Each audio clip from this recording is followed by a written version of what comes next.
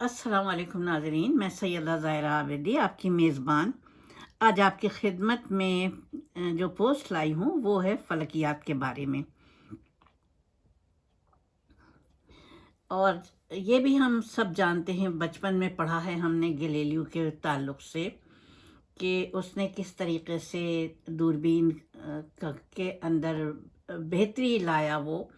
क्योंकि दूरबीन का जो मौजिद है वो एक डच शख्स है जो कि चश्मे बनाता था,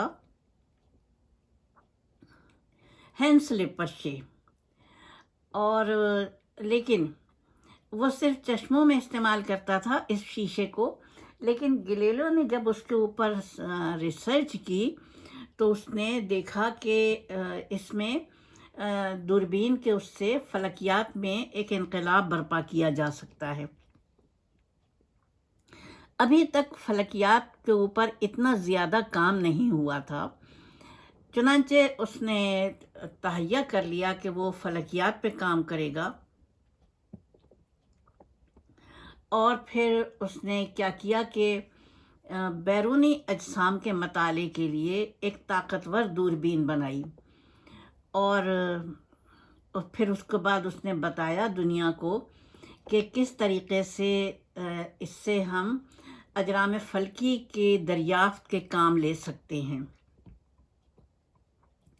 अब तक दुनिया में ऐसे मैग्निफिकेशन आलात इस्तेमाल नहीं किए गए थे जो कि ताकतवर नज़री दूरबीनों में इस्तेमाल किए जाते, लेकिन गैलीलियो ने इसको इस्तेमाल किया और फिर दुनिया के सामने ये ले आया।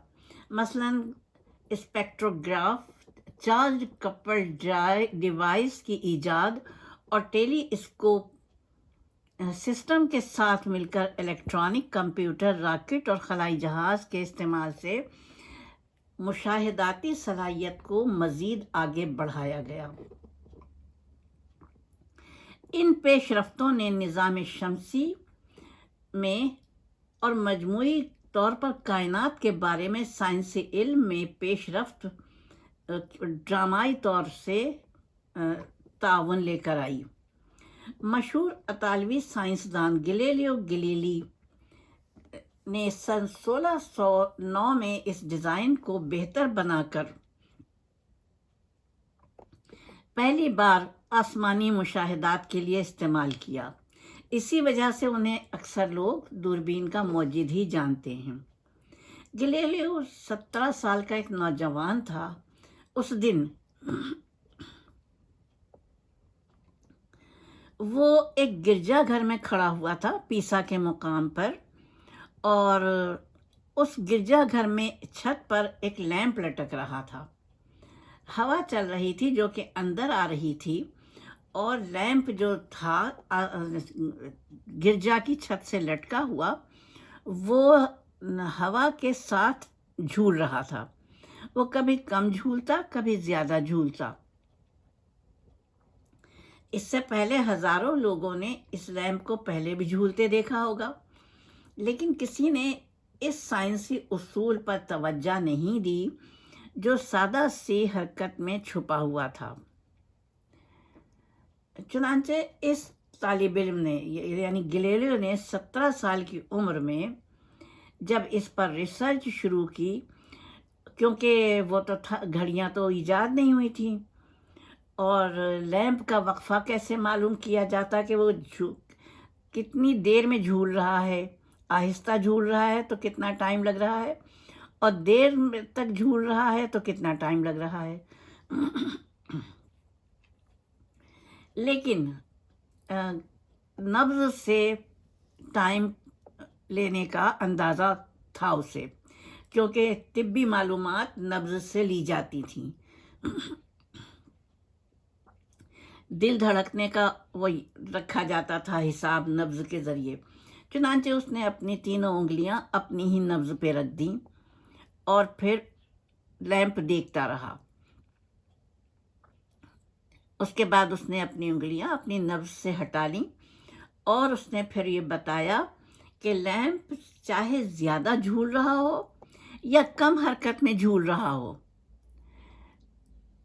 تو اس کی رفتار، جب وہ کم جھولتا ہے تو رفتار بھی کم ہو جاتی ہے، جب وہ زیادہ جھولتا ہے تو اس کی رفتار بھی بڑھ جاتی ہے، لیکن ٹائم ایک ہی لگتا ہے۔ بظاہر اس کا اصول سادہ تھا، لیکن آج ہماری زندگی میں اس کی بڑی اہمیت ہے۔ اب بھی پینڈولم والے کلاک کہیں کہیں نظر آ جاتے ہیں، یعنی جو وہ گھڑیال کہلاتے تھے نا۔ پینڈولم کا فائدہ یہ ہے کہ ان کی مدد سے صحیح وقت معلوم کیا جا سکتا ہے۔ گلیلیو جس وقت ان باتوں پہ غور کر رہا تھا اس کی عمر صرف 17 سال تھی۔ اس کا باپ اس کو تاجر بنانا چاہتا تھا، لیکن گلیلیو کو کاروبار سے کوئی دلچسپی نہیں تھی، وہ علم حاصل کرنا چاہتا تھا۔ چنانچہ اس کے والد نے اس کو پیسا یونیورسٹی میں داخل کروا دیا۔ طالب علمی کے زمانے سے ہی اس نے ان تمام اصولوں کی مخالفت شروع کر دی جو اس کے سماج میں 1000 سال سے مشہور چلے آ رہے تھے، اور جنہیں قدیم یونانی فلسفیوں نے وضع کیا تھا۔ جلدی اس نے ریاضی میں اتنا نام پیدا کر لیا کہ اسے پیسا کی اسی یونیورسٹی میں پروفیسر کا عہدہ مل گیا، جس میں کہ وہ خود ایک طالب علم بن کے آیا تھا۔ بات اصل میں یہ تھی کہ اس زمانے کے تمام سائنسدان قدیم یونانی فلسفی ارسطو کو اپنا استاد مانتے تھے۔ ارسطو نے ایک اصول وضع کیا تھا کہ اگر 100 پاؤنڈ اور 1 پاؤنڈ کے 2 وزنی جسم ایک ساتھ ایک ہی اونچائی سے نیچے گرائے جائیں گے تو 100 پاؤنڈ والا جسم 1 پاؤنڈ والے جسم کے مقابلے میں 100 گنا زیادہ تیزی سے نیچے آئے گا۔ اب گلیلیو نے یہ قانون غلط ثابت کر دکھایا، کس وجہ سے؟ جو اس نے اپنی نبض پہ ہاتھ رکھ کے پتہ کیا تھا۔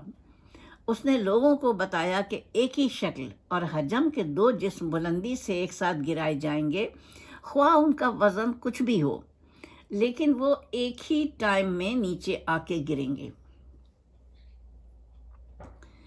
اب بعد میں اس کے نظریات کی وجہ سے اس کی دشمنی بھی ہو گئی سماج سے، اس کو میں آگے بتاؤں گی کہ دنیا نے اس سے بدلہ کیسے لیا۔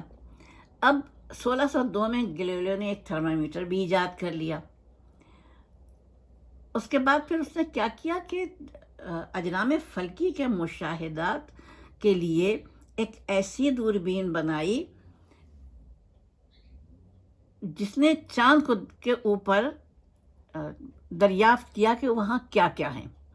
قدیم ماہرین فلکیات چاند کو سمجھتے تھے، چاند کے لیے، اوپری سطح کے لیے، کہ وہاں پر